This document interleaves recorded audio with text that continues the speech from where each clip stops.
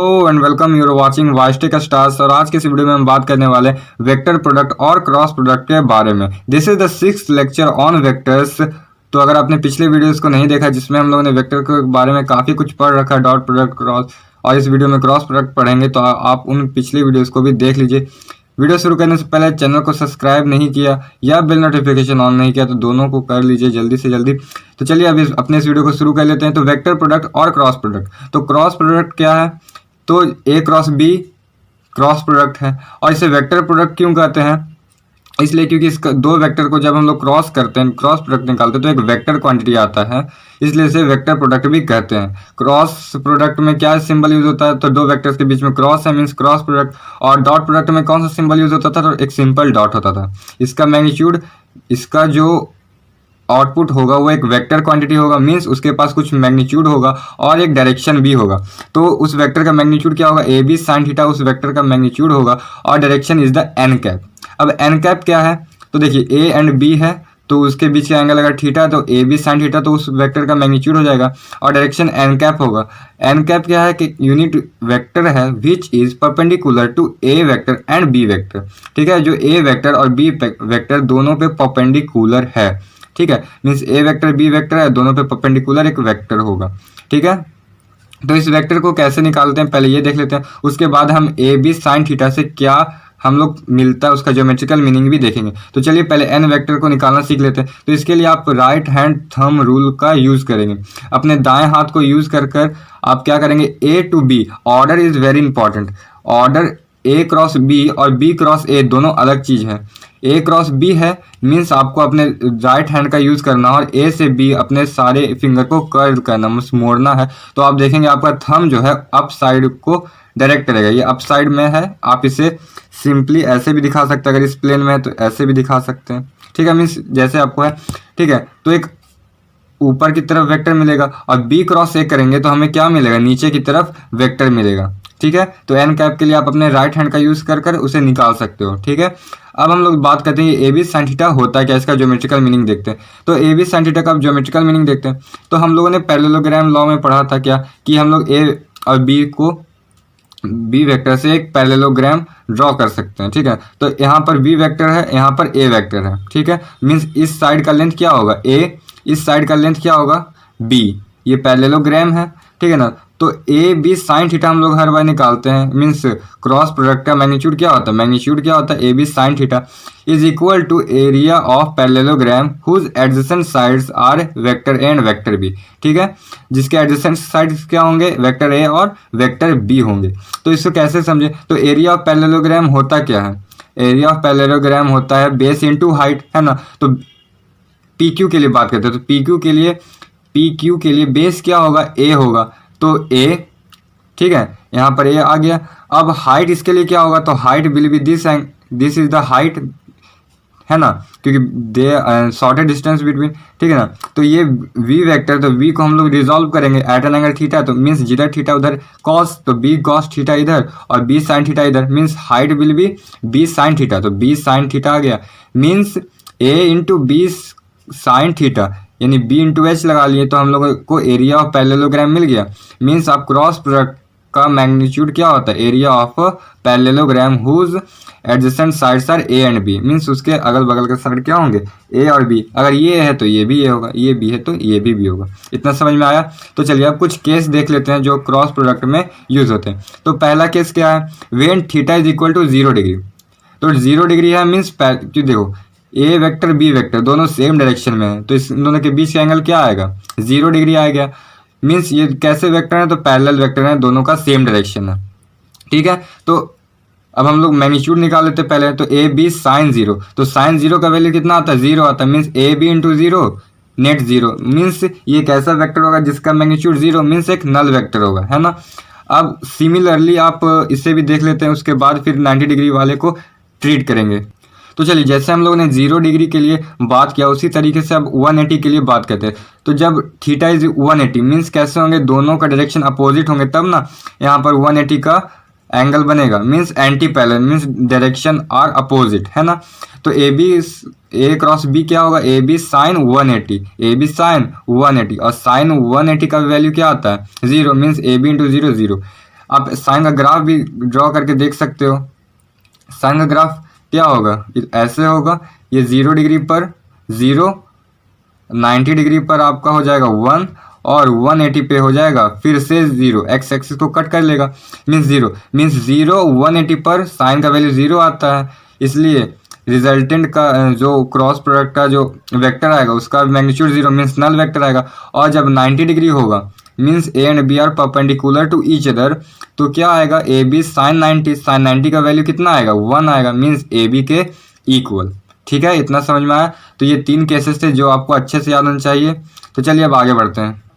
तो चलिए अब हम लोगों को देख लेना है properties of cross product. Properties of cross product means, तो देखिए अगर आपको ये 3 प्रॉपर्टी को समझना अच्छे से तो आपको ये फिगर समझना होगा। क्या है फिगर, देखते हैं।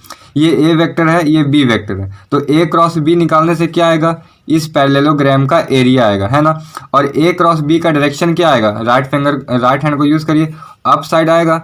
ए बी का क्रॉस प्रोडक्ट का रिजल्ट जो आएगा, रिजल्ट वो किस डायरेक्शन में होगा, अपवर्ड होगा। और बी क्रॉस ए का क्या आएगा, ए क्रॉस बी का अपवर्ड आएगा, तो बी क्रॉस ए का क्या आएगा, डाउनवर्ड आएगा। अपने राइट हैंड का यूज करिए और उसे कर्ल करिए तो नीचे आ गया बी क्रॉस ए, क्योंकि हम लोगों ने बी से रोटेट करना शुरू किया इसीलिए डाउनवर्ड आया। तो अब देखिए ए क्रॉस बी हो या बी क्रॉस ए हो, वो एरिया ऑफ पैरेललोग्राम ही ना देगा। Means the magnitude of A cross B is equal to magnitude of B cross A. दोनों का मैग्नीट्यूड तो सेम है। क्या दोनों वेक्टर भी सेम है, नहीं, वेक्टर तो सेम नहीं है, क्योंकि ये मैग्नीट्यूड इन अपवर्ड डायरेक्शन है, ये downward direction, means vector wise same नहीं है बट मैग्नीट्यूड वाइज सेम है। और सेम कब होंगे, क्योंकि इसका डायरेक्शन अपोजिट है। तो अगर हम लोगों ने इसमें माइनस लगा दिया तो ये ऊपर का डायरेक्शन को बताएगा, तो जब एक में माइनस लगा दोगे तो वो सेम हो जाएगा। ठीक है, अगले प्रॉपर्टी को देखते हैं। तो ए डॉट ए हम लोग को क्या आया था, A vector dot A vector A square आया था, लेकिन अब क्रॉस है तो ए क्रॉस ए क्या आएगा, तो ए का मैग्नीट्यूड ए, सिमिलरली ए, और क्योंकि दोनों आइडेंटिकल हैं ए, तो इनके बीच का एंगल कितना आ जाएगा, 0, और जब 0 होगा तो साइन 0 का वैल्यू 0, तो ये एक नल वेक्टर आ गया। सिमिलरली हम लोग आई क्रॉस आई निकालेंगे तो 1 मैग्नीट्यूड 1 साइन 0 मीन्स आई भी तो सेम ही डायरेक्शन में होगा, तो साइन 0, तो साइन 0 का वैल्यू 0 आएगा, मीन्स ओवरऑल क्या आएगा, ये 0 नल वेक्टर आ जाएगा। जैसे आई के लिए हुआ वैसे ही जे के लिए और के लिए भी आएगा, मीन्स नल वेक्टर आएगा, मीन्स मैग्नीट्यूड उसका 0 होगा। आगे बढ़ते हैं। तो आई और आई का क्रॉस तो नल वेक्टर आया। अब आई और जे का देख लेते हैं। तो आई का कितना आएगा, 1 मैग्नीट्यूड, जे का भी 1, और साइन कितना आ जाएगा, 90। अगर आपने केस में देखा होगा तो जब 90 होता है तो ए और बी के प्रोडक्ट इक्वल होता है, मीन्स मैग्नीट्यूड तो 1 आ जाएगा, मैग्नीट्यूड तो 1 आ जाएगा। लेकिन वेक्टर है तो वेक्टर का डायरेक्शन क्या होगा, के कैप। क्यों के कैप होगा वो आप खुद भी देख सकते हो, अपने राइट हैंड का यूज करो। आई कैप इस डायरेक्शन में होगा एक्स एक्सिस के अलॉन्ग पॉजिटिव, और जे कैप किधर होगा, पॉजिटिव वाई एक्सिस के अलॉन्ग। अब अपने हैंड को एक्स से वाई की तरफ रोटेट करो, एक्स से वाई की तरफ रोटेट करने पर आपको जेड मिलेगा, पॉजिटिव जेड मीन्स के कैप, तो के cap will be the direction. ठीक है, जैसे आई और जे के लिए हुआ उसी तरीके से बाकी सब के लिए भी होगा। तो इसे याद रखने के लिए ये सर्कल याद रख लो।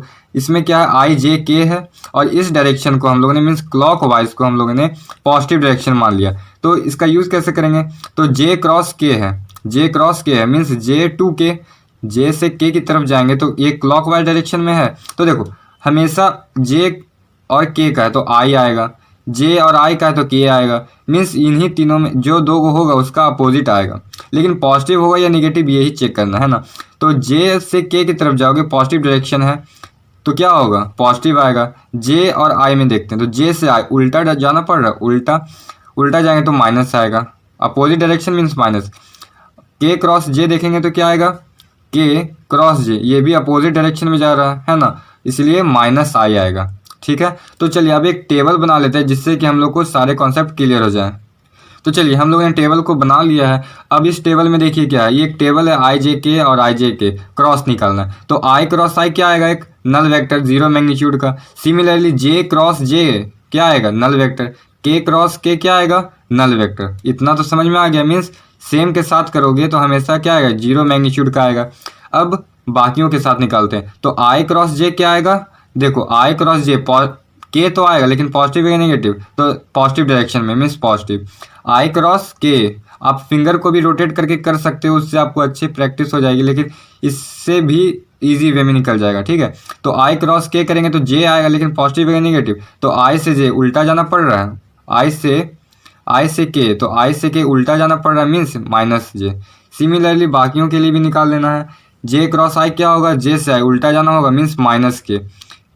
जे क्रॉस के करेंगे तो जे से के पॉजिटिव डायरेक्शन में है मीन्स प्लस आई।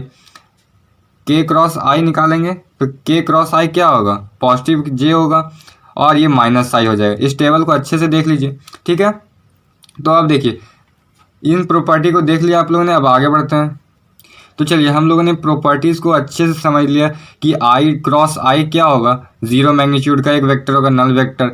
और आई क्रॉस जे करेंगे तो कुछ आएगा, आई क्रॉस के करेंगे तो जे में कुछ आएगा, पॉजिटिव या नेगेटिव वो डायरेक्शन पर डिपेंड करता है ना। तो अब हम लोग देख लेते हैं कि जब वेक्टर दिया हो इन टर्म्स ऑफ कंपोनेंट, ठीक है, मीन्स आई जे के फॉर्म में, तो ए वेक्टर को हम लोगों ने मान लिया A1i plus A2j plus A3k, ठीक है। बी वेक्टर को सिमिलरली मान लिया B1i cap plus B2j cap plus B3k cap. तो ए क्रॉस बी निकालेंगे तो क्या होगा, तो सिमिलरली जैसे हम लोगों ने डॉट प्रोडक्ट में डिस्ट्रीब्यूटिव लॉ को यूज़ किया था, तो क्रॉस प्रोडक्ट भी डिस्ट्रीब्यूटिव लॉ फॉलो करता है। तो A1i का मल्टीप्लिकेशन हम लोग इन तीनों के साथ करेंगे, सिमिलरली इसका भी तीनों के साथ करेंगे और इसका भी तीनों के साथ करेंगे। तो एक के लिए तीन, तो तीन के लिए 9 टर्म आ गया है ना। तो इन 9 टर्म में इस तीनों का मैग्नीट्यूड तो जीरो हो जाएगा क्योंकि ये नल वेक्टर दे देगा और बाकी के रहेंगे। ठीक है, तो इससे भी आप याद कर सकते हैं, इससे आपको याद करना नहीं, मिस बस इतना आपको ध्यान में रखना है कि इस आई को आई के साथ नहीं करना, बाकी दो के साथ हम लोग करेंगे। ठीक है, इससे भी आसान तरीका है ये डिटर्मिनेंट मेथड। अगर आपको ए क्रॉस बी निकालना है तो सिंपली डिटर्मिनेंट लिखिए और आई जे के लिखिए फर्स्ट रो में, और सेकंड रो में ए का जो दिया हुआ कॉफिशिएंट ऑफ आई जे के, आई के जगह पर, जे को जे के जगह पर, के को के जगह पर, और बी के लिए भी लिख देना। और इस डिटर्मिनेंट को सॉल्व करने के बाद आप ए क्रॉस बी वेक्टर को आपको मिल जाएगा। ठीक है, तो चलिए इसको सॉल्व करने से अच्छा एक एग्जांपल सॉल्व करके देख लेते हैं। आपको डिटर्मिनेंट आप लोगों ने पढ़ा होगा 9-10 में, एरिया ऑफ ट्रायंगल निकालने के लिए है।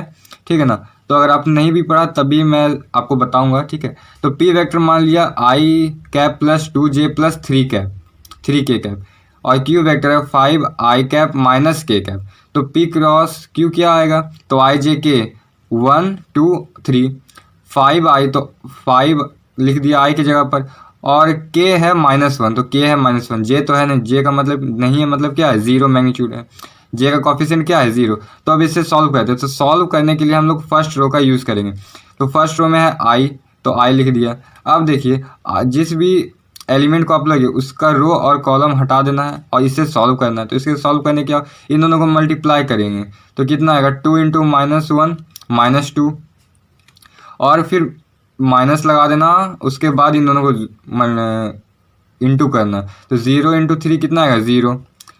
ठीक है, अब देखो इसका साइन पॉजिटिव होता है, इसका साइन नेगेटिव होता है, इसका साइन पॉजिटिव होता है, तो ये -j लिख लेंगे। ठीक है, -j लिख लेंगे, तो इसका रो इसका कॉलम हटाएंगे तो -1 × 1 -1 माइनस रो और कॉलम हटाने के बाद 3 × 5 15, और माइनस पहले से तो -15 हो जाएगा। ठीक है, और जे के लिए क्या है, पॉजिटिव है तो प्लस के लिखेंगे, तो रो कॉलम हटेगा। 1 × 0 0 माइनस 2 × 5 कितना 10, तो पॉजिटिव 10 और पहले से माइनस, तो क्या आ गया -2, आई को पीछे लिख देते हैं -2 आई कैप, और ये कितना आ जाएगा -16 है ना, -16, और ये माइनस मिलके क्या हो जाएगा +16 जे कैप, और यहाँ पर क्या आ जाएगा -10 के कैप। ठीक है, काफ़ी इजी वे में हम लोगों ने निकाल लिया। चलिए एक और क्वेश्चन को ले लेते हैं। तो चलिए इस क्वेश्चन को अब बना के देखते हैं। तो m वेक्टर क्या दिया हुआ है 2i प्लस जे कैप, और n वेक्टर क्या दिया हुआ है 2k कैप। तो चलिए m क्रॉस n निकालते हैं। तो m क्रॉस n कैसे निकालेगा, डिटर्मिनेंट आई जे के और m का जो है i का कॉफिशिएंट कितना है 2, तो 2, j का कितना है 1, और k नहीं है मीन्स उसका कॉफिशिएंट कितना हो गया 0।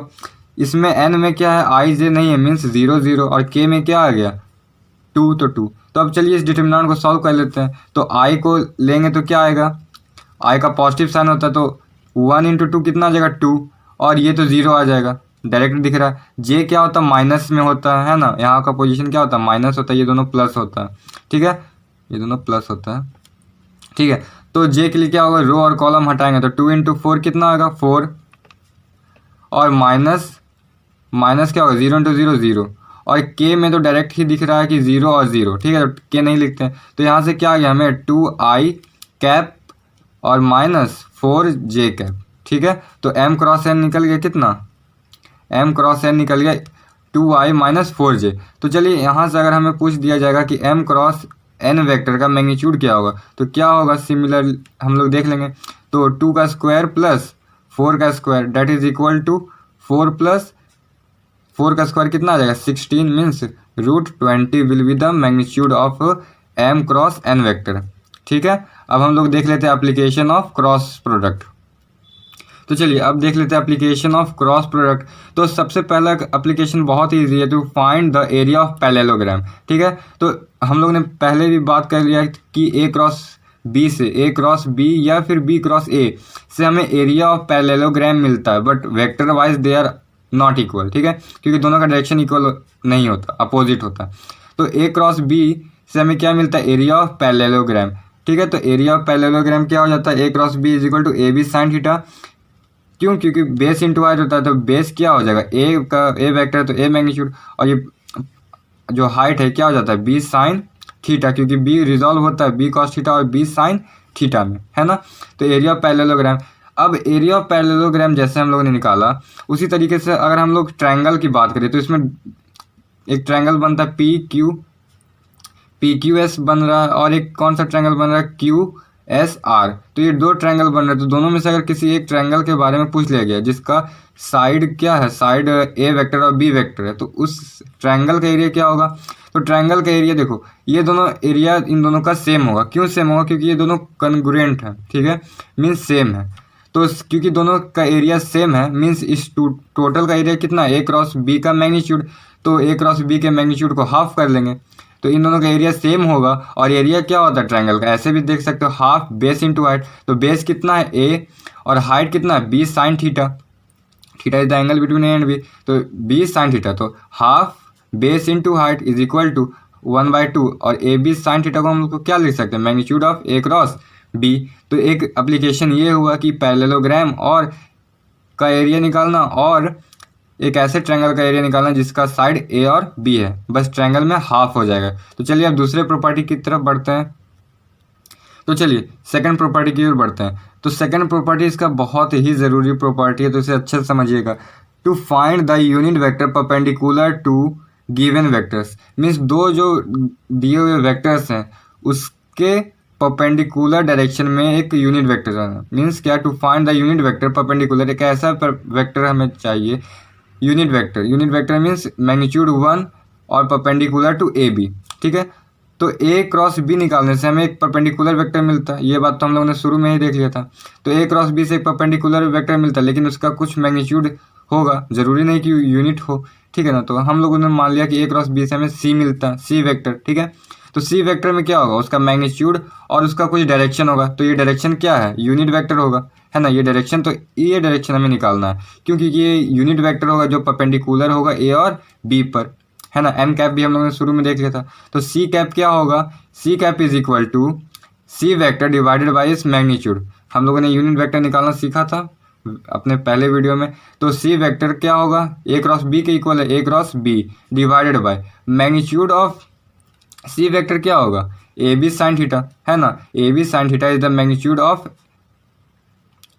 ऑफ दैट वेक्टर सी, ठीक है। तो अब इसे एक क्वेश्चन के साथ समझ लेते हैं, एक एग्जांपल के साथ समझ लेते हैं, जिससे कि आपको ये अच्छे से क्लियर हो जाए। चलिए एक क्वेश्चन करते हैं। तो चलिए हमें निकालना है क्या कि M vector is equal to this and N vector is equal to this. हमें एक ऐसा वेक्टर निकालना है जो एम और एन पर परपेंडिकुलर हो बट उसका मैग्नीट्यूड 1 हो, ठीक है।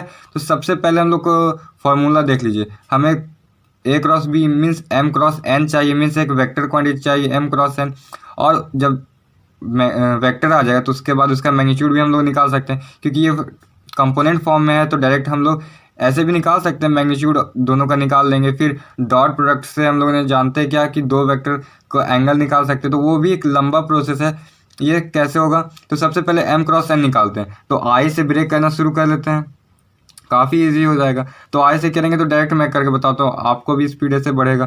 तो I से करेंगे तो रो और कॉलम हट जाएगा, -1 इंटू -1 1 1 माइनस क्या होगा 3 इंटू 2 6, ठीक है।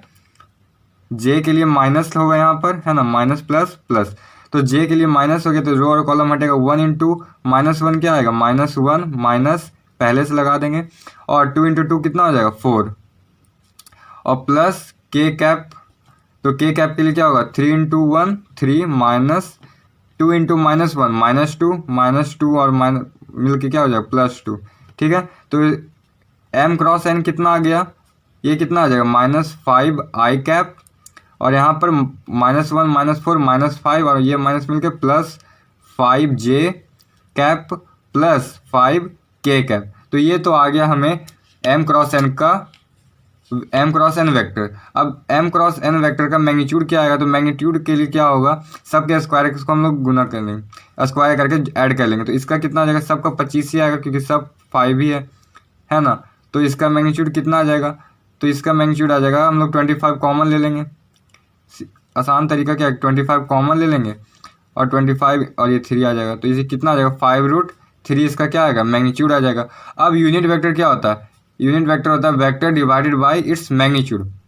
तो अब हम लोग वही करेंगे, तो वेक्टर क्या था हमारा, वेक्टर क्या था ये, तो माइनस, अब देखो डायरेक्ट कर लेते हैं, 5 से 5 तो सबको कैंसिल हो जाएगा, मीन्स बचेगा क्या I कैप बाय √3, है ना, plus J cap by √3 plus K cap by √3, क्योंकि 5 से जब सबको डिवाइड देंगे, यहाँ पर ही डिवाइड दे देते हैं, ठीक है, तो 5 से तो सब कट जाएगा, बस ये √3 सब में सेपरेट हो जाएगा, means this is the unit vector perpendicular to m vector and n vector. So this is the last video on vector. अगर आपको वीडियो अच्छे से समझ में आया, वीडियो के कंटेंट को अच्छा लगा, आपको सब कुछ क्लियर हो गया, तो वीडियो को लाइक कर दीजिए, चैनल को सब्सक्राइब अभी तक नहीं किया तो चैनल को सब्सक्राइब और बेल नोटिफिकेशन ऑन कर दीजिए, और अपने दोस्तों को इससे शेयर करना मत भूलिएगा, दैट इज़ वेरी इंपॉर्टेंट।